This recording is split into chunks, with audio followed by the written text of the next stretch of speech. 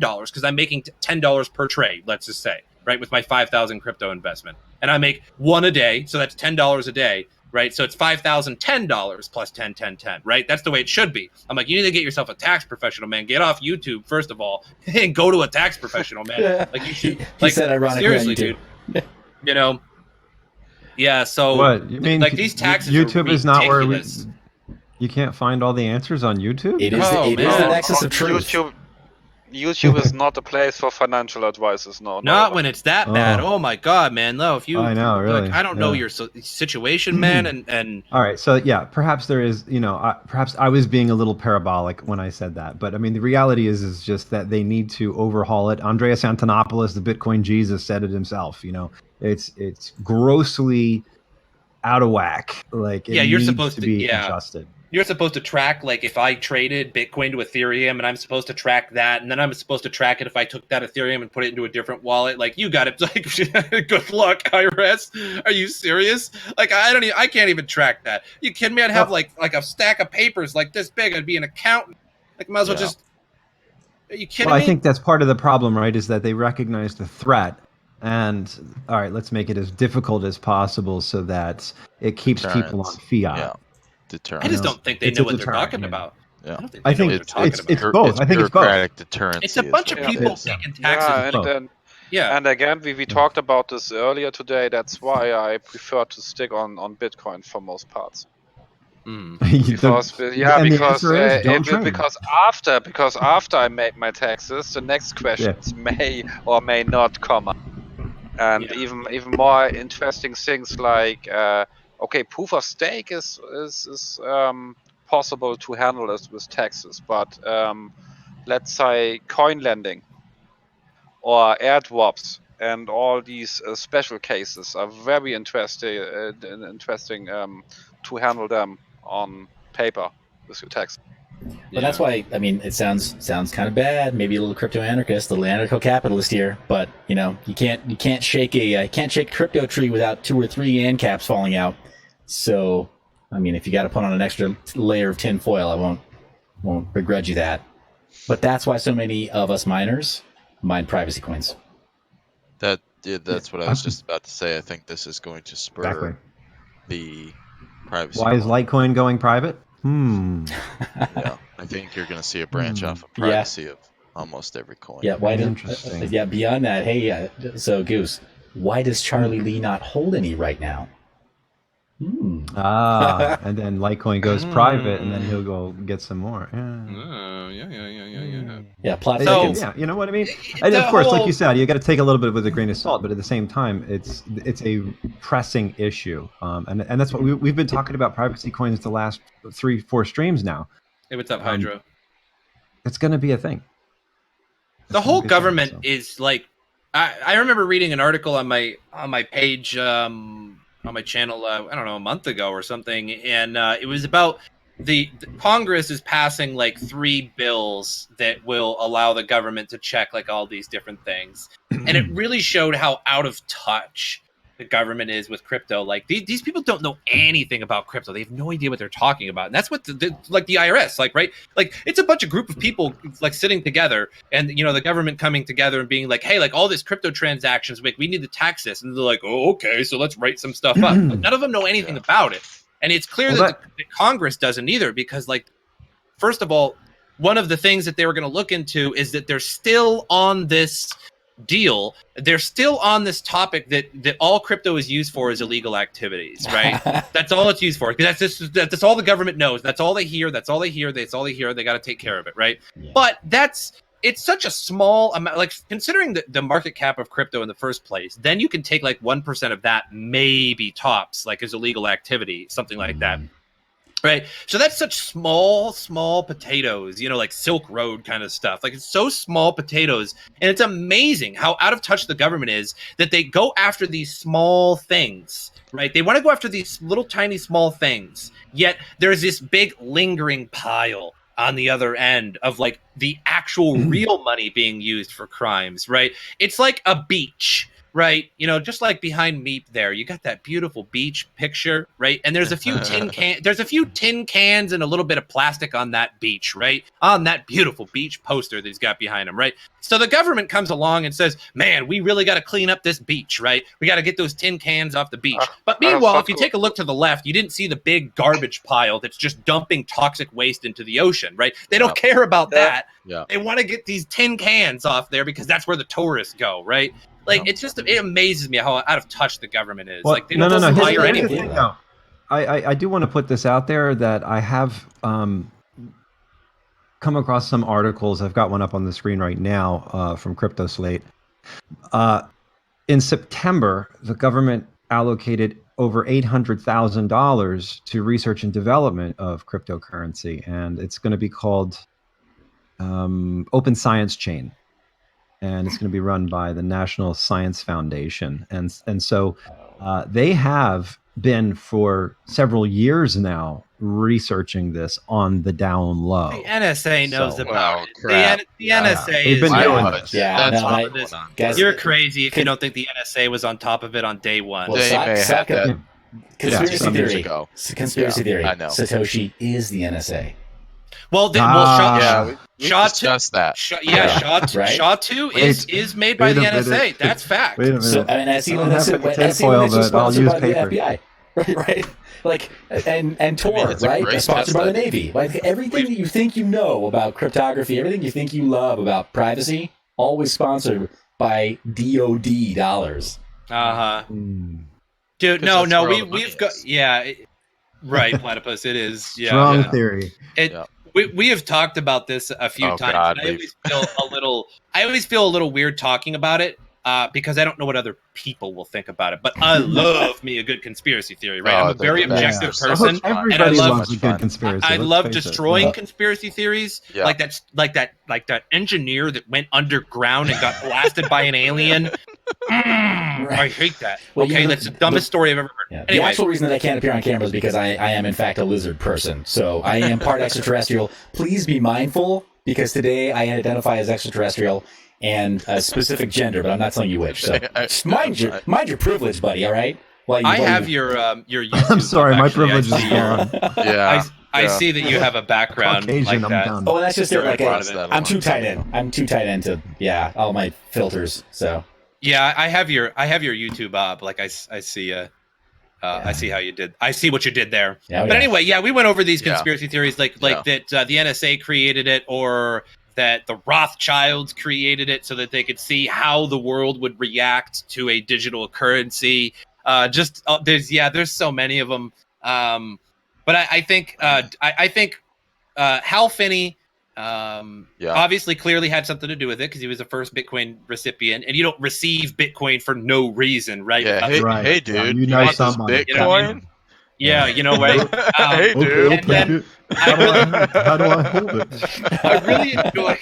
I really enjoy put it in this wallet. The Dave Kleiman story. Dave Kleiman story to me is very interesting. Because Dave Kleiman and Craig Wright worked directly together and communicated with emails. So I truly think that Craig Wright is not Satoshi. Thank you. I think he's fake Satoshi. I think he's fake Toshi. However, I truly think that Craig Wright had something to do with the creation of Bitcoin. Whether he knew the people and he was communicating back and forth with email like a friend. Like, for example, if Goose was making Bitcoin and he just happened to email me and he's like, hey, I'm working on this. Like, can you give me a little tip? Right? That didn't mean that I made it. That doesn't mean that I'm Satoshi, but I did have something to do with it at that point, right? And so I think him and Dave Kleiman, I think Dave Kleiman mined 1 million Bitcoin. And I think he gave, when he died, because if you read the story about Dave Kleiman, he died a fairly gruesome death. Like, it's very weird. And nobody talks about it. It's a very gruesome death. I didn't think I thought it was just painful. Sorry. Dude, there was blood everywhere and a gun and stuff. Oh, jeez. Yeah, dude. It was real weird. And feces and a gun and blood and everywhere. Like, dude, it was a mess. It's not good the thing, man. When a person dies, that just happens. So, like, there's always, not everywhere. not in the way that maybe in your pants. What? Yeah, so they brought a monkey in to go throw it around. And not everybody should. Dave Kleiman mined 1 million Bitcoin. I think he had a USB drive. The story goes that like when he died, he willed or essentially willed this USB drive, an encrypted USB key, something like that, to his brother, to Dave Kleiman's brother. Now is going to trial over this 1 million Bitcoin, and if he gets it, he's going to dump that 1 million Bitcoin and probably pump Bitcoin as fee. So I really think that Craig Wright did have something to do with Bitcoin, but he can't prove it. I think he knows the public keys that the million Bitcoin exist on, but he can't prove it because he doesn't have the private key to take it away. So he said he was Satoshi, and people were like, prove it. So what he did was send the public keys that have that million Bitcoin on it, but everyone's like, no, that's not going to do it, right? You need your private key. Like you need to show us that you can move that Bitcoin, and he couldn't do it. So that's why people call him Fake Toshi. But I think him, Hal Finney, and Dave Kleiman in some way, shape, or form, and maybe even Nick Szabo or Wei Dai, whether it was just maybe they took their information from BitGold and Bcash from Wei Dai. But yeah, it's such a mystery. Like the Satoshi, it's such a great mystery, and I love it. Like I can't wait to find out who it is, but I don't know if we should. I kind of thing, but I don't know if we will at this point. Yeah, we might not. I think that with Craig Wright, I would vote. I don't like him. Not at all. No, I don't think anybody does. But it's objective. It's pretty objective right now with the Bitcoin Tulip Trust and his actual emails to Dave Kleiman. And how does he know about this million Bitcoin? Just stuff like that. He does have a connection with it in some way. Whether he was just a consultant, whether he knew his friend was doing it or somebody else was doing it, was like, hey, like, can you work on this with me? Because Craig Wright's story is that he was making Bitcoin and he contacted Dave Kleiman to help me out, because there's a lot of emails that say, hey, like, I know that you're really good with this sort of thing, so I'm going to send you this information. That's what Craig Wright says. But there are emails, so maybe he just falsified it to look like it was the other way around, whereas Dave Kleiman was getting a hold of Craig Wright, maybe. Falsified emails? No, that can't happen. No, it can't happen. It's not possible. It's the blockchain. No way. Because nobody understands it. They were using blockchain email. They're using blockchain email, dude. So don't even, no conspiracy. Yeah, and I always think of the genesis of the how is it called? The genesis. The genesis block. Yeah, the Genesis block, and there's a timestamp in the Genesis block, and this timestamp directs to a news article of the London Times, I think. Yeah, Chancellor on brink of bailout. Yeah, exactly. Yeah. So for me, this is the first thing. It's a message. It's a message for what the Bitcoin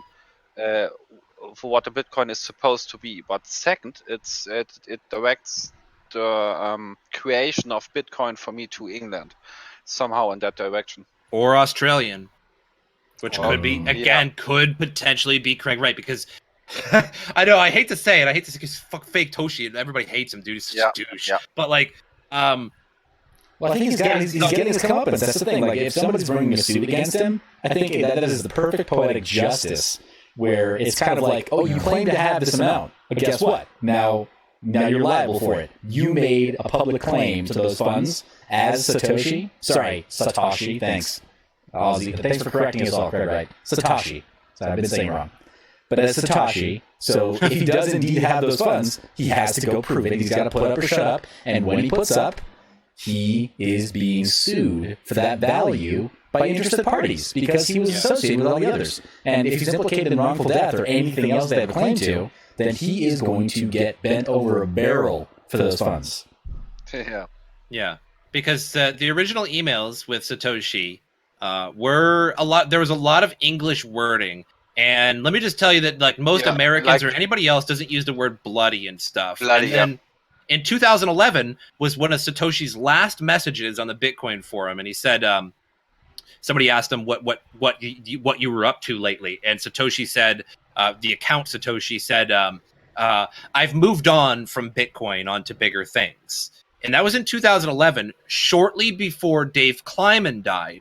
So maybe Dave Kleiman just said he moved on to bigger things. Or maybe Craig Wright and Dave Kleiman actually mined and maybe got help from Hal Finney as well. So Hal Finney's in this as well with some emails. But maybe him and Dave Kleiman actually did mine 1 million Bitcoin together. right? And then Dave Kleiman died and gave the USB to his brother, and now Craig Wright wants that Bitcoin back. So again, I hate to keep putting Craig Wright in there because I know everybody fucking hates him because he's a douche. But you can't take Craig Wright out of the situation because he's in a lot of emails and he's in a lot of communication with a lot of people who are considered to be Satoshi. And so again, you can be affiliated with somebody, but not necessarily be Satoshi. And to be affiliated with somebody, you know, you can still ask that person questions. How did you become affiliated with this person? What did you guys talk about? How did you get this million Bitcoin? How did Dave Kleiman, like, what was Dave Kleiman's role in this? What was Hal Finney's role? This, that, and the other thing. And I guess I don't know, interesting. At a gut level, I reject Craig Wright as Satoshi because he doesn't, in my mind, he doesn't fit the psychographic profile of the person who wrote the white paper. So even if it was white paper by committee,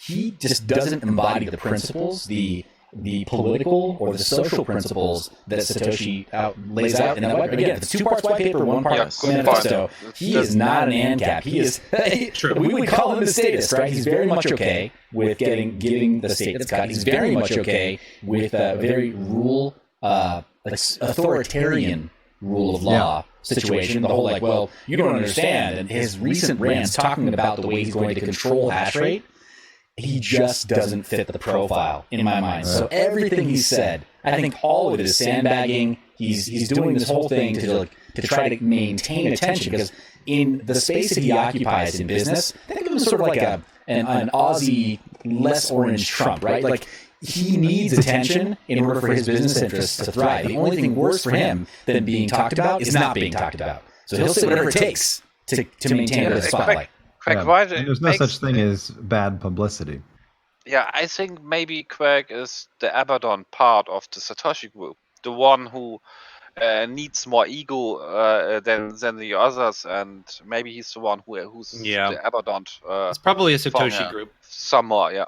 And he knew that 1 million Bitcoin were mined, and he knew how much they were worth, and he's trying to falsify documents and falsify himself to try and get that million Bitcoin. However that came to be. Because, you know, again, Bitcoin is a jump of numerous things in the past. You know, cryptography really started in the 80s, you know, with computers anyway. Cryptography has been around for a long time. Yeah. But then, you know, in the 90s, the cypherpunk movement, and then there was Bcash or whatever it is by Wei Dai, and then BitGold by Nick Szabo, but none of those really took off or worked. There was a couple other iterations, and then we got Bitcoin. And you know, I read the Satoshi white paper 2 days ago. Actually, I read it again just to look at it. And some weirdo recorded it in the voice of Morgan Freeman. If you're into that sort of thing. Oh man, dude. Oh man, Goose. Just make a video sometime reading the entirety of the Bitcoin white paper in Christopher Walken. Then we have to. Hello, children. Bitcoins. This is your big daddy Satoshi Nakamoto. Dude, seriously, you can draw the entire white paper out for over 2 hours. You can charge admission. I could charge BitTube coins. Have you ever seen Great Balls of Fury? It was a great movie. In that movie, I played a guy who was into ping pong, or as is China, ping pong.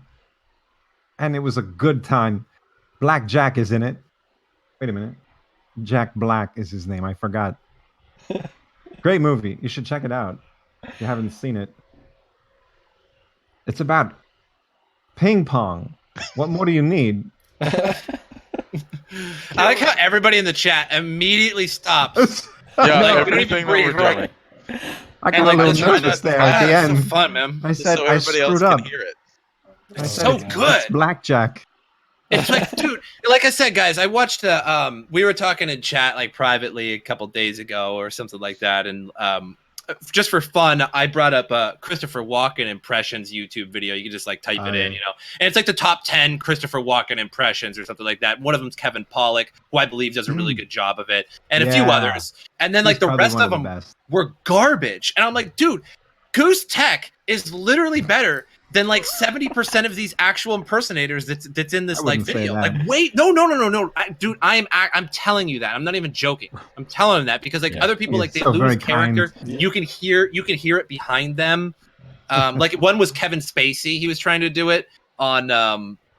Yeah, his is not as. And it just was not good, man. At least not in that video. It was. I've heard better versions from him. But yours is easily one of the best I've ever heard, man.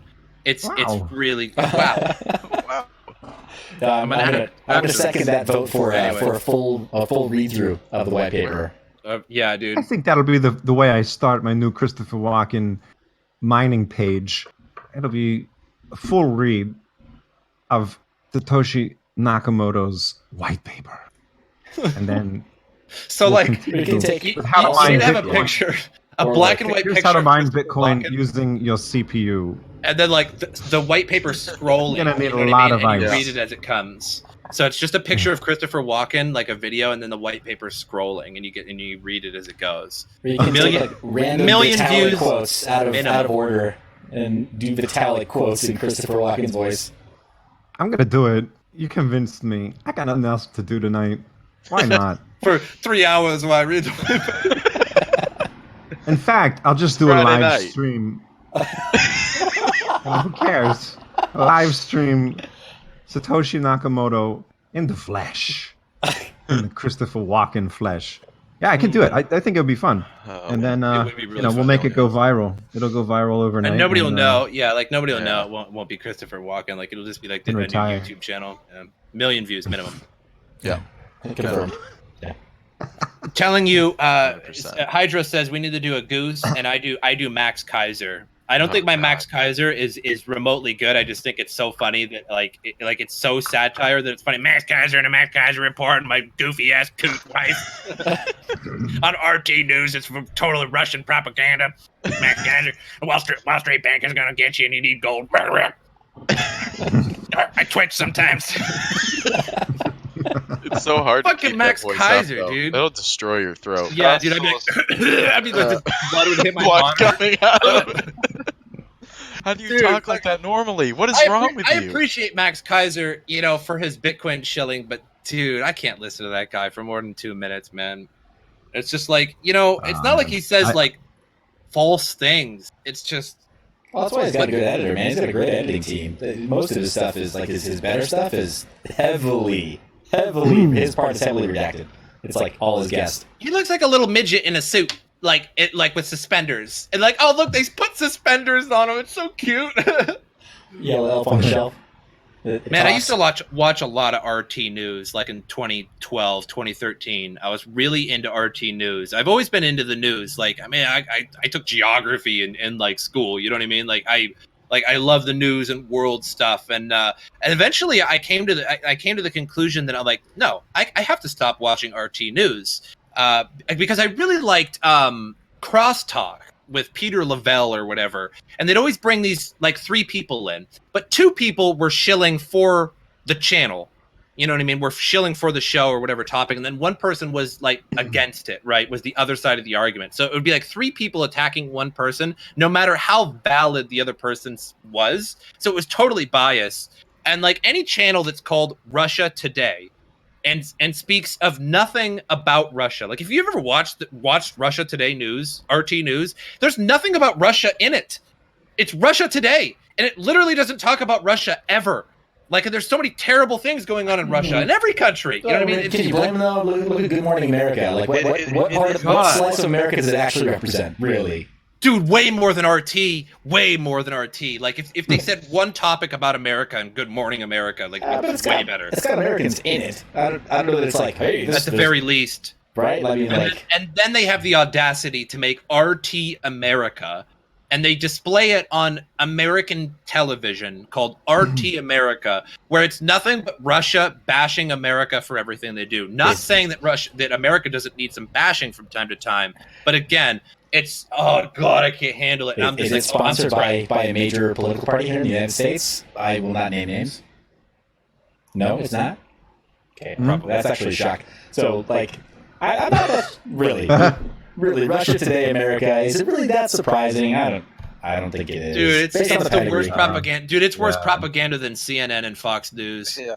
So speaking of at least with Fox News and CNN, you know what the propaganda is about. Like, if you're watching Fox News, you just have to, like, they'll be like, Trump is an infallible human being, and he's done everything possibly can. Like, if this is Fox News, like Trump is infallible. He's the greatest human being. He's the greatest president we've ever seen. He just wants to build a border wall to make us safe. We need to give him $48 billion to build his wall. And then CNN, they're like, Trump is the worst president we've ever had. We should impeach him, and we should hang him from the trees. And like, so you have to just like, so at least you're like, okay, so CNN's a Democrat channel. You know what I mean? At the very least, like, whereas RT, you're like, what are you even trying to?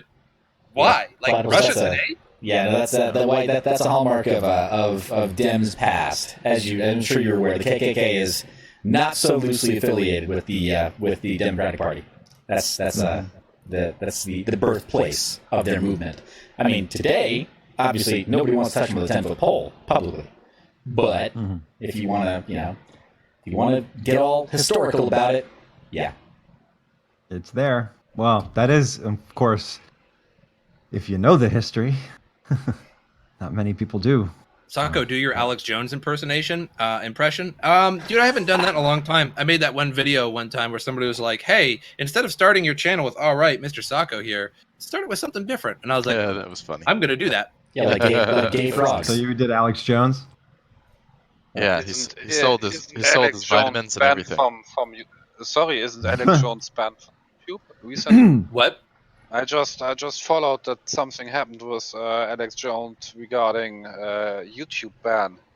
That was a while ago. That was a long time. But what's a long time? Okay, at least a year ago now. What might have brought it back up though was Joe Rogan's interview with Jack Dorsey, the CEO of Twitter, and he asked Jack directly on his show, "Hey, so why was Alex Jones banned?" And he blanched. He was like, "No reason. Don't ask." Jack Dorsey's such an SJW. He might as well get himself a Hitler Youth haircut today. Party on the left, Sieg Heil der Recht. Dude, wow. Twitter, man. Yeah, hey, Jack Dorsey and his SJW nonsense. Can't stand it. God, I couldn't watch that podcast. I love the Joe Rogan podcast, but if it's Jack Dorsey on there with his I'm a lumberjack and I am okay, I'm from Oregon, I'm from Portland. Like, no, you're not a lumberjack. You're drinking coffee and you're driving a Volkswagen. That's Get the beard off. Get the beard off. That's a pretty deep Monty Python you got going there. I mean, like, just whatever you do, don't mention the war. Don't mention the war. There's a few things here, okay? I don't want to get too political, but the whole SJW thing, right? Let's go entertainment then, okay? Have you guys been seeing all of these negative reports about Marvel and Brie Larson and how she, the lead actress for the movie, is like promoting all of this like radical feminism as opposed to like, you know, equality kind of stuff. It's like total SJW, like to the nine. I have heard a little bit of that. Yeah. Yeah, like I said, the Zionist overlords want women to rule the world so that the world can collapse because they're more manipulatable and they won't. Are you sure it's the Zionist overlords? You sure about that? It's the Zionist overlords. Okay. Oh yeah. All right. I thought it was. Wait, are you saying that it's the reptilian ones? No, dude. The whole SJW movement overall is just so ridiculous. Sometimes it's just like how like Ben Shapiro of all people, like, you know what I mean? Like, just like if he tries to go to like talk like a. At a campus, at a college campus, they just riot and start destroying the doors and stuff like that, and like throwing things and breaking windows. It's just because some guy's gonna come to talk because, you know, like, what? So dude, it's not like a literal Nazi just came to your college campus and is just like, you know, like what do you? It's not like the KKK just came to your campus. He's an Orthodox Jew. He's like the opposite of a Nazi. Yeah, hey Nazi, nice yarmulke. Right? Yeah, you know, I really like. I think another person. So Milo. Can I give a shout out to Brandon Coin, who's saying howdy in the chat over here? Sorry, as German here in a group, can I change the topic from Nazi, maybe to something different? Like, do we know something about one member of the community asked, can you talk about Richard Hart and Bitcoin hacks? No. No, here's the thing. Abuse happens in private, and but unless you are a narcissist, because then abuse happens in public when you have an audience and you can control the narrative. Let's not feed the terrorists. Let's not give them what they want. Sorry, if I may. Sorry, I'm going to throw one out there. Please do not. In the attention economy, please do not just throw it at people who are that thirsty. Good point, Seth. To Richard Hart? Dick Hart, yeah. Yep. Yeah, he's very. You realize that's the pedigree of his name, too, right? He's How even did you joked about call it? So there's what I will say is this. In interviews, he's gone so far as to say, in a previous life, I used to do all these things, and I use a pseudonym. Richard Hart is not my actual name. We know this, right? It's not his actual name. He hasn't doxed himself yet. But he's gone out of his way to say, like, oh, guess what? I used to sell all kinds of stuff online, different websites and such e-commerce, including sex toys. Yeah, he's a marketing pull. Yeah, Richard Hart, because I make your Dick Hart. That's his name, Dick Hart. Yeah, I'm not surprised that Richard Hart sells dick toys, because if you ever watched his podcast, he's like sitting in a robe. He's like sitting in a robe, and there's just all this weird stuff behind him. It makes sense that he has sold some serious fleshlights in his past. What's up, little man? Yeah, but I must admit his show is quite good. It's not that, but he's very aggressive, and he's very aggressive on his community, and yeah. Agreed. And here's the thing. I don't think there's anything particularly wrong with the fundamentals of most of the things that he brings up on his show, but he's not particularly good. He's not particularly good at accepting when he's propped up straw men to attack, and he's good at achieving the pole position in argument and maintaining it. Very good at maintaining thought leadership in debate. Which is why he did phenomenally well with Roger Ver on his show. But there's a difference between being really good at debate and even having projects that have decent fundamentals and actually having real trust and being worthy of real trust. I don't know. But my gut still tells me, like, what are some of these projects that he's talked about all about? Well, I mean, it's a long game marketing play to further his own business interests. I mean, everybody's self-interested on some level. Good grief. I mean, my channel right now, I've because of my OBS presets, right now, my audience is seeing the Seth Estrada show featuring Mind Your Biz. Like, it's fully rebranded. Everybody's always got some self-interest. So for me to have such a strong response, it is in part not because I dislike the guy, not going to hate the player, but I see the game he's playing. Yeah. Mm-hmm. So, speaking of, oh no, that's no problem. Jetko, you have a German guy in group, and that talking before was rude. No, I didn't. I didn't talk it at all. In that way, we have no problem. With I don't think that's the case. Yeah, I mean, I'm obviously German, none of us meant that. I could speak for all of us, I'm sure. Yeah, that's unfair. Yeah, that's absolutely. No. We're talking just 70 years ago kind of stuff. Certain nationality. Yeah, a lot has changed. Not only that, but I think Americans have done bad things. Germans have done bad things. Let's see. French have done bad things. We'll just say, Jaiko. Jaiko says you got a German guy in the group, and talking before was rude. How was it rude? I need to know that. We just touched that, Lou. We just touched that. Yeah. Well, guess what? This is America. Yeah. I can say whatever I want. Should we appease the SJWs though? Sorry, Jaiko. Jaiko, you SJW. I suppose, we should say something about that too. Yeah, right. It's not our fault that Brie Larson is so woke. I don't like hearing it. That was like what multi-layered. No history. You're doomed to Jaiko, repeat it. don't make me think you're an SJW. Unless he's just trolling. He has to be trolling. Yeah, there's no way Jaiko's an SJW. Here's a really good one for the SJWs. How about this? So you may think that we were pointing fingers at the esteemed Meep. We were not, because of the cultures on screen that you see before you that have used weapons of mass destruction in a theater of war to terrorize other countries. Well, we win that distinction, not them. No, I wasn't even talking about history. Not even talking about history. We didn't bring that up at all. No, I was just talking about SJW haircuts. We are just and the fact that Ben Shapiro is a very. Wait a minute. I was talking about SJW haircuts and the fact that Ben Shapiro is a harmless individual who talks conservative talks, and that he isn't somebody who you should ban, or isn't somebody who you should not listen to, or something like that, or you should throw a riot to. Maybe I won't mention the name again. It's not like oh, I can mention the KKK, right? coming to your campus and then you can throw a riot. Go throw a riot if they do that, right? But if I mention something that happened 80 years ago in the past, well, what about Harry Truman? Billionaires that drop bombs on Japanese cities? I can't talk about that either. Or can I talk about that, but I can't talk about the German thing? Why is that? I don't know. Maybe, like, are you perpetuating some kind of narrative against that? I don't know. Well, I don't like it. But I'm just talking about Ben Shapiro.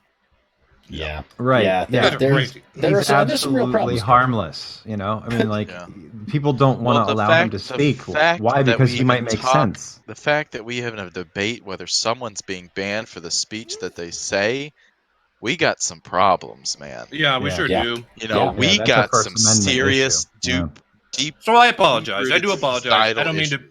I don't mean to bring up anything. Let like alone that. In our country. Let alone in the world. I was using a comparison of how somebody is such a mundane human. You know that. Why would you throw a riot just because this guy is coming with a freaking yarmulke on? You know, and you're gonna throw chairs at windows and have to have police everywhere. That is pretty nuts that is happening over people having differences of opinion as opposed to being able to resolve it using the tools already, right? It's like, okay, well, gosh darn it, this is a First Amendment problem. We don't want you to talk. Well, why don't you just use your First Amendment and tell us you don't like the ideas? It's really that easy. That's fine. You have that right to do that. No. But as soon as you start saying we need to ban this or that, you're going down a dangerous road. Sorry, I want to say something. No, you don't have to say sorry. It's good that you mentioned this because this offers us quite a good chance to show the good bridges we actually can make. And I think one good thing in the cryptosphere is that many nations and different kinds of people are coming together because we all have one problem, and that is greed. So right. The cryptosphere, right at the center of it all, and the cryptosphere and all the problems we got in the cryptosphere are bringing us together. And actually, I can say for me as German, it was and it is quite interesting to have these contacts and for the other side as well. But one thing helps most, and that is to have humor, to not take it serious and stick too hard on it. It's not so important. Yeah. We are just making fun here. Well, and that's just it. I think people have a hard time with that. Yeah. Yeah, I think more and more. I think also, especially in the United States, like recognizing some of the cultural influences that shaped the society that we live in today. If we live stateside, and to some extent Canadians as well, but North Americans. In part, some of the cultural influences that shaped the way we behave now are, like Meep, you're saying, we have a lot of German influence up to and including our language. This is not a Latin-based language. Let's be clear. We stole English from the Germans. And then like words like kindergarten or blitzkrieg. Well, I mean, beyond the words, like even just some of the basic grammatical structure, like we started adding Latin to English sometime in the Victorian area to start legitimizing our language and culture. And then we took, I'd like to think that when we kicked our imperialist overlords out of this country, we tried to retain a sense of humor, right? So we have some influences from both. Yeah, I mean, even a lot of last names, like my last name is insanely German. A lot of people's last names kind of got like, even from Germany, like got. So like when everybody like immigrated over in the 1910s, 1920s kind of deal, like when your great grandparents kind of came, they had, really German names, really foreign names, but they ended up getting Americanized because they would pronounce them like with an English. Like, I mean, there's a lot of people in America with the last name of Weiss, but it should be like Weiss, like White, or like there's a lot of people with Schwartz, and stuff like that. And Braun, that people just pronounce differently, or they just straight up switched it to Brown. My last name is Brown, and just stuff like that. My great grandparents came from Germany. They used to speak like, I remember going to their house when I was like 4 or 5, and I didn't know them any past that. And they were just all German. They just speak German, and they'd like drink lager off their like German floor. Like they didn't like off their basement floor. They didn't put it in their refrigerator or anything. Like they were mad German, Like I used to like my like when Christmas would come around when I was a kid, I hid a pickle in my Christmas tree. Yep. Is that a metaphor? I'm worried. Do I need to? No, that's a thing. That's a thing. We do it too. Okay. So I'm just saying, like, Yeah. I don't mean to, like, Yeah. I don't mean to bring up anything bad when it's. I just gotta. What's the meaning behind? What do you know? Christmas what the pickle? lore is behind that Christmas pickle? I'm Christmas sorry. pickle? That deserves Yeah. an entire episode itself. Ah, yes, the Yeah, tale of the maybe Christmas it pickle. does. You get a Christmas pickle And ornament. We're Yeah. bringing You- Christopher Walken in and the on kids- this one, the guys. kids find it. Why do you put your Yep. pickle in the tree on It's Christmas basically Eve? like Is a that a good symbol? luck charm, basically. And you have to Yeah. find it, and the kids Yeah, find it. whoever finds it That's is actually good luck for the year. So that makes way more sense than leaving candy out because if you want ants, that's how you get ants. But a Christmas pickle makes a lot of sense. I'm starting to see the Like wisdom. it's in not that. an actual like Especially real if it's a pickle. dill one. Like it's an ornament that looks like a pickle. I'm just saying. Oh, okay. So it's like King's No, Day no. where you bake the baby Yes. Jesus into the cake. Yes, Got it. It's exactly. just plastic. We got off crypto real fast with that one. We did. Right. Well, I think we already talked about politics. We needed to somehow like forcefully slap someone in the audience over the face with religion soon. Otherwise, You know, Segue. and then the whole different nations things too. You know, we're all just men. You know, I know. it's just Unfortunate that we've come. you know, when you're in the military, you know, it's just you're just a dude. You know, like who cares? Yeah. I don't know. well, We shouldn't even be so upset at what you know, is- and then people. What is the saying? You know, God made men. Samuel Colt made him equal. There's an Americanism. Do you think that some of it is the loss of a common goal as a society? When did we I ever have don't a know. common goal as a society? I don't think Enlighten we Well, I me. think through time we've had some common goals. Such as World War II, what? the space race. World War World II War II actually was was not not a our common common goal. Yeah, thank Well, you. like within a country, we're all working together to support the war effort. Am I I'm wrong? not sure after just No. the last thing that No. apparently people are getting angry about if we should talk about that. But Oh, what snap. I want to say, it's a lot really very, very complicated. And the U.S. never wanted to get into World War I or World War II. Yeah, thank you. Yeah, no, that Yeah, was but once reactionary. we were in it, I mean, So that don't was you something think the that- society? Yeah, joined but that was together? media propaganda, though. That was media propaganda. Well, Yeah. true. It's like that makes you. No, I don't. I would say Okay. maybe it was without alternatives, but after that, if I think about Vietnam, there was never a union America that acted together. No. Yeah, right. there's- No, I'm not talking like- about that. Oh, one. that one. I think that's the clearest one out of them all. So many Americans were treated like garbage when they came back, especially vets. They were treated like garbage when they came back, as if it was their fault for following orders. Yeah. And that clearly shows you that we were divided on. That was whether or really not we just. should be involved. That's what I'm trying to get at, though. That's what I'm trying to get at is that like the average person and man, woman, don't give a fuck. Don't give a fuck what religion lives next to you or who lives next to you. Nobody cares. Yeah. Right? Yeah. Nobody cares. Right? Yeah. It's kind of like the government perpetuating things. You know, like Vietnam had nothing to do with America. But what it did have to do with is the expansion of communism, which we wanted to stop. Because if it was Vietnam, what was next? Cambodia, Laos, you know, and the rest. Yeah, but in trying to eradicate, like in trying to chase away great evil, we actually created more. I mean, we haven't had good wars since then, right? Like No. We absolutely won. We absolutely won. The Soviet Union collapsed. We won. It worked. No, it worked. True. Whether you think it did or not, it worked. I disagree. We stopped The communism. long game. I disagree. I totally disagree. no, the Cold War was at its peak at the end. It was at its peak. If anything, what we did was we poked Capitalism the bear. won. We poked the bear really well. We I don't very know. I much don't know. poked I don't the know bear. what historical That's timeline. Venom. You know, you went through a portal and just appeared in this one. Capitalism. Communism won, and we would disguise it as like helping the people. Like, for example, Korea in the Korean War, which everybody just forgot about. But I urge you all to watch a documentary on the Korean War. It's actually quite interesting. It is very interesting. North Korea just went, we're gonna take over South Korea now. Both of them had dictators. Even the capitalist South, they had a dictator. North had a dictator. They're both evil schmucks, right? But you know, the Soviet Union was like, here's a bunch of stuff, go, you know, a bunch of T-34 tanks, crap, and then we stopped that, and it made a half line. You know what I mean? Like we essentially didn't complete the war. But it halved South Korea, North Korea, so we stopped the expansion of communism there. Vietnam, we stopped the expansion of communism. Eventually, we left, and then they took over, but then it died off. So we stressed them from resources. Afghanistan. Yeah, maybe we did, but maybe it was about like polio. Maybe it was already in decline.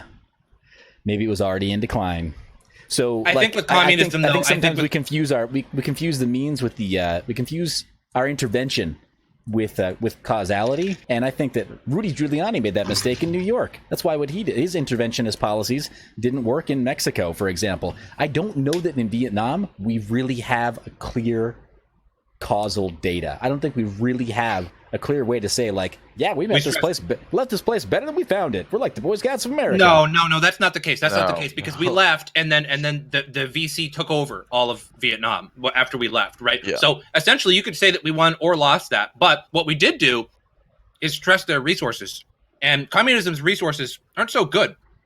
They keep having to expand to get more and more. So as we took them out, the last straw was the Soviet invasion of Afghanistan. The Soviets were like, "Here, Mujahideen, we're coming on in because we're gonna expand here." And so we were like, "Here, Mujahideen, here's all Stinger missiles and all kinds of stuff," and they wiped the floor with them. Oh yeah, that's right. I forgot. That turned out that really was the great final for us, blow. didn't it? There was no blowback Okay, there. 10 years later, unforeseen they consequences. Yeah. That was good. Oh, This yeah, is no, a- go yeah. ahead. We haven't even gotten to that part. I know. I gotta say, They just this gave all is the a weapons good back conversation. afterwards. Yeah. We talk about stress, this idea of socialism, right? I just, or communism. I mean, we're dealing with more and more of the idea of socialism, right? Especially in the U.S.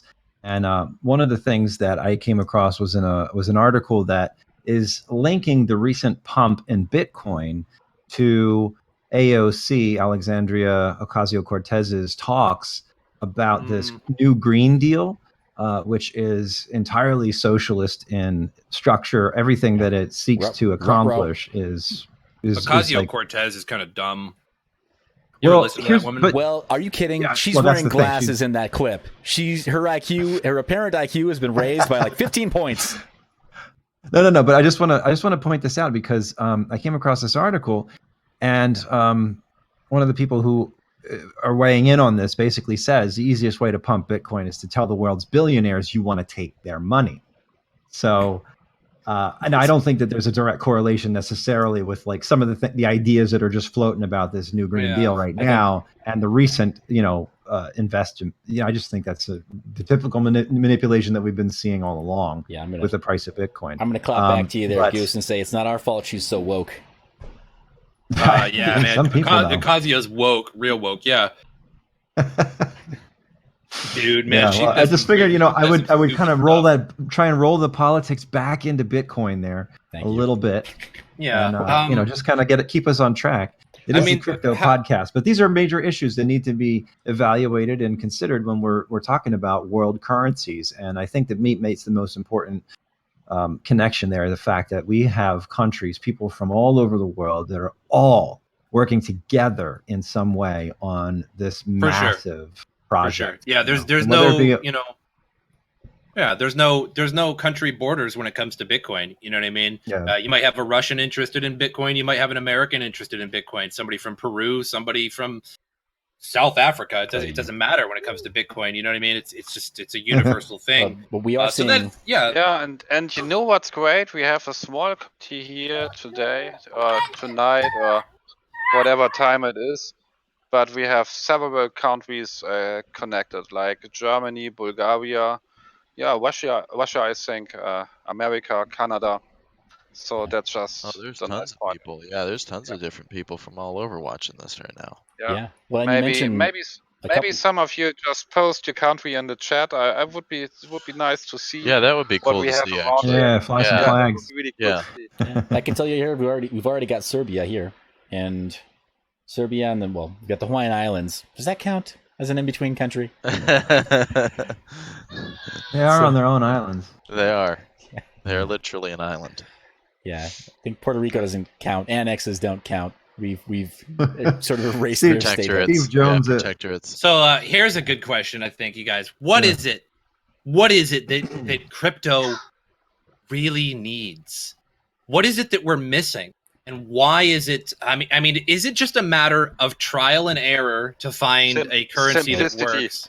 Yeah, gosh darn it. I think Yes. I'm glad you Like asked, because you've I think said the thing many it's missing times. is the ability to easily buy coffee. Yep. All right. Fair enough. Simplicity. No, that's- Simplicity. But you know Buy what? coffee. Well, and You guys know I think this, though? volatility is an issue too. Yeah, Volatility. but here's Yeah. here's something very interesting. The Starbucks app is the #1 used app to buy coffee. Sure. Well, but I that's a suppose. And helicopter that giveaway. functions essentially the way Bitcoin should function. Maybe at point of scan a sale. QR. Maybe at point of sale Yeah, point it of does. sale. It's kind of supposed to, but here's the thing: it's also a helicopter freebie from Starbucks, because when you buy your credits in bulk, they give you a discount, right? So Yeah. that's kind of like saying, I mean, I don't disagree with you, Goose. I think that you're right. Like, we can draw some real inspiration from what they're doing in the same way that, like, contactless payments, right? Apple Pay, and before them, they had to rebrand, but ISIS Mobile Wallet, as well as others. Like, there were pilots for this sort of thing, and farther north in North America, Bluetooth payments using feature phones, right? Like little Nokias, 3310s. Like, this has been around for forever. Point of sale doesn't need to change, and simplicity needs to pretty much stay the same. Like, nobody gives a crap what funds your account, as long as the funds go through and you can get a bag of peanuts from the vending machine. So I think like there's an inherent problem in crypto that kind of needs to be corrected a little bit, and I think that problem. I think one of them. I think that the core of it is definitely ease of use, and especially buying it. Like, buying it is a hassle for a lot of people, in my opinion. At least they just don't know how to buy it easily. But I think one of the inherent problems in crypto is, why use crypto other than for, like, of course, the obvious things like cross-border payments and etc. But, like, why buy a cup of coffee in crypto? And I think that only affects miners, their ability to use it very well, because you're generating the currency and then you can go out and spend it. But anybody that doesn't already have crypto has very low incentive, from what I've seen, which I'd love to be proven wrong. I mean, it's a great conversation. From what I've seen, there's very, very low incentive for me to go onto an exchange, buy crypto, figure out how to make a wallet, then put the wallet on there, and then go out and spend my crypto, when I could have just pulled out my debit card the whole time. If I had $100 on my bank account that I could have bought crypto with, why not just use that $100 at a store to buy my groceries, to buy my gas, etc.?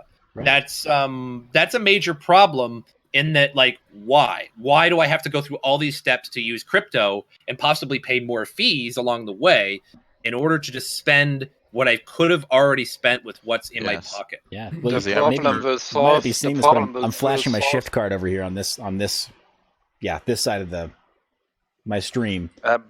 I see. I got you there. It's why here. Why load the shift card when I already have my debit card? When you already have your debit card, that's the question. And you're a miner. Yeah. You're a miner, so you're loading your own coin onto that shift card. Yeah. But not everybody mines.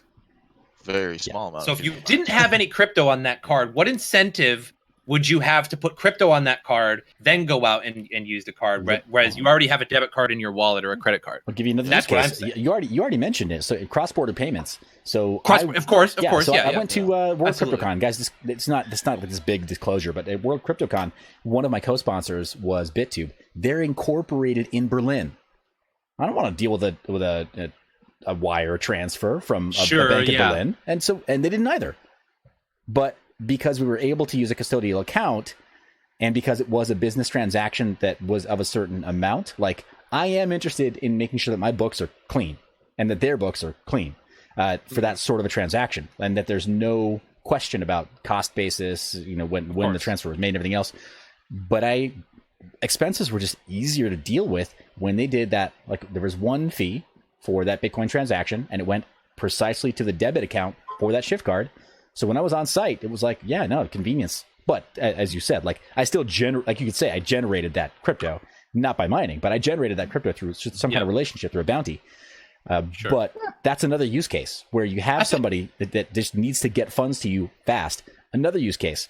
That's quick true. Shout out to Mining for Vets. Nice guy. I really think he means well. Fell on hard times. Right straight out of the gate, he was trying to get started with his charity mining organization. straight out of the gate. And then he hit up one of the local communities about like, yeah, things are tough. Just lost my job. In situations like that, the most immediate pressing need for families who are experiencing duress is groceries and typically utility bills. Not even necessarily rent, because you usually can negotiate that sort of thing. But groceries and utility bills to make sure that, like, lights and utilities don't get cut off. How do you transfer funds quickly? How do you raise charity funds across international borders, like you said, fast? There really isn't a better way to do that than some form of crypto. And when you have a debit card, an account, custodial account that you set up for that family or for whatever that organization is, now you've got full transparency regarding the funds that have been given to that family, and you know they go to them. There's something to that. I don't know why. That I just did a video on Bible Pay, which is a cryptocurrency that does just that. I mean, obviously, it doesn't have the same popularity as Bitcoin or any of the big ones that could accomplish the same exact thing. But it's a niche kind of coin that does that wants to really focus on making sure that charity is not only fast, efficient, and transparent, but also that it really has an impact. That's the main thing. Is obviously you somebody needs food, you need to make sure they get fed. Somebody needs clothing, shelter, whatever. I mean, you got to have the basics, and that kind of outreach I've always found very interesting. I'm only covering those coins, by the way, because that's what's listed on MCT. But right. I think like another found thing it interesting with crypto that is useful is like, just the mom and pop kind of store, so that you can kind of get away from the whole Visa thing. But again, that's hard to do without mass adoption first, because if you got a mom and pop store and you're like, no, I don't accept Visa, you know what I mean? Yeah, good luck with that. I only accept either money or crypto, and it's good luck with that. You know what I mean? Well, come on, ouch! You're hitting below the belt. I accept money or crypto. Come on now. I don't think people would take both. Maybe there was a time when they didn't take Visa. Maybe the problems will solve themselves when the existing monetary system falls apart. Well, maybe it's not just a time for cryptocurrency. If the existing monetary system falls apart, though, everything else is going to fall apart around it. You know what I mean? Like, you're not. Maybe your not, ability to. Wait. Maybe not talking about the total crash, but maybe talking about countries like Venezuela. This is a use case for me. Yeah, sure. Here's the thing. I'm interested in with Venezuela, because Venezuela. Okay, so you take your bolivars, which are so insanely highly super inflated, and you buy Bitcoin, right, at $3,500, and then it goes down to $3,300. Now you've lost even more. You've lost even more than your bolivars at an inflated rate at this point. So, and like, how is that helping anybody by switching their hyperinflated coin to Bitcoin? And so with your hyperinflated coin, you put so much of your money into it, and you get a certain amount of Bitcoin. You get $10 total in Bitcoin for your 20 trillion bolivars. But you still have the same amount. You still have the same amount in Bitcoin. And it's only if it goes up does it help you. And that's necessarily guaranteed. So I think you're talking about like socioeconomic upward mobility. It helps you in that way. Like socioeconomic standing, it helps you in that way. But so to run with that ball real fast, Sako, on Venezuela, got a buddy who's a mid-scale miner. He does mid-scale mining, who's originally from Venezuela and has contacts in Venezuela who mine, and others who are just interested in using crypto. So I get an earful about Venezuela every so often when we chat. And one of the use cases that I'm hearing is that it's not necessarily that it's a stable stable store of value as much as it is a far easier to preserve store of value for them. Yeah, right. Yeah, because if you put your money into it and then your bolivar hyperinflates even more, your Bitcoin did not. Right. So I get it. I get that. But beyond that, I mean, like, you can have a hardware wallet, and let's be clear, there's nothing quite like the NSA anywhere in South America, anywhere. Right. So there are no authorities in Venezuela that are like, we've been tracking all this traffic over here. So if you want to use coin tumblers, or if you want to use Tor, you want to use even the most rudimentary cryptography in Venezuela, you're probably covered. You're probably fine. So yeah, I bet, but in terms of no, the NSA is not in Venezuela. I highly doubt that. No, I'm talking about they're they now don't the have most the oil equivalent. They don't have the Oh equivalent well, of the the NSA. Venezuelans don't. Okay, yeah, Right, yeah, Okay. so- I'll go with that, yeah. but I couldn't really say, but yeah, I'll agree with it. You're not going to have somebody who's like, well, we understand that you did some kind of transfer, you did an OTC trade, and you didn't buy the crypto petro. Off to the gulag with you. Right? Yeah. No, I get it. Guys, we should come to an end. Maybe. Yeah, it's been quite a while. It's been quite a while. The other guy is Seth Estrada. He has own YouTube channel and he's on Twitch also. You can subscribe to his channel. Yeah, that's Jaiko, who is the another guest? I don't know him. Well, we have in the top left we have goose-tech. We got Meep in the middle. Seth Estrada above me. He has a YouTube channel, just Seth Estrada, and then bottom left is Dr. Platypus, my mine and buddy and gaming friend. He's got a YouTube and a Twitch as well. So I'm not sure which one you're referring to, but that's everybody. No, so I get it. It's a good store of value, and yeah, they probably don't have the equivalent of the NSA in Venezuela. I thought you're saying the Venezuela never has been monitored by the NSA, and I'm like, that's probably because they. No, does it have a pulse? Is it human? Yes, it's been monitored by the NSA.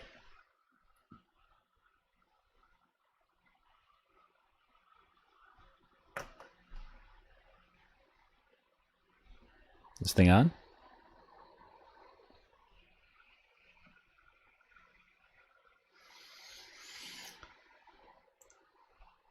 I am not. Oh dear. What just happened? We're trying to reconnect. One. So we lost everybody for a second there. I'm not sure what just happened, but yeah, it is about time to call it. We got a little off track of crypto there. Little off track of crypto. But oh well. Oh, come on. This matters. You got to know why. You got to know why you're doing something, frankly, right? So if you don't know why you're doing something, like then what the heck? What's the point in continuing, right? Like there are countries in the world like you brought up that for whom this could very well play out to be a life or death situation. Yeah, right, with crypto for people who understand how to adopt it as well. Yeah. So. Yeah. It's probably call it there. So again, guys, yeah, Seth Estrada, go over to his channel, give him a follow. A lot of good stuff over there. goose-tech hasn't come back with us, but again, you guys can just Google goose-tech. I'm gonna have everybody's social media in the description. I'll put Seth Estrada's YouTube link in the description of this video. So if you guys want to check it out later, or head on over. But I appreciate you guys coming. No, hey, always a pleasure, man. If I can do my hype man deal before I go, anybody who has absolutely, you can hype whatever, man. Smash der Likens und done the power chat super button with the dono. Yeah, do the thing. Yeah, I got nothing like that so far, but that's okay. What? Well, this show isn't really about donations, because I feel like if I did get even like a reasonable amount of donations, then I feel like I would owe it to everybody on the show. You know what I mean? Because like without them, I would just be like a crazy guy talking to everybody on a live stream. So, don't worry about donations for this one. You can wait for my gaming live streams, and then you can give me donations. I didn't say it. I'm just kidding. Anyway, I appreciate you guys. I'm gonna get out of here. My wife is perpetually trying to call me right now. So, yep. Yeah, but it was very funny, and I hope we see us next Friday. Yeah, next Friday. Like I said, I have a schedule to work out, but I should be able to. I should be able to do it. I'll work it out. Life. But yeah, guys, check it out next Friday. We'll do this again. And anybody else that wants to come onto the show, just come on in, I guess. All right. All right, guys. I'll talk to you later. Good talk to y'all. Thanks. See you guys. Yeah, see you. Hey, fellas.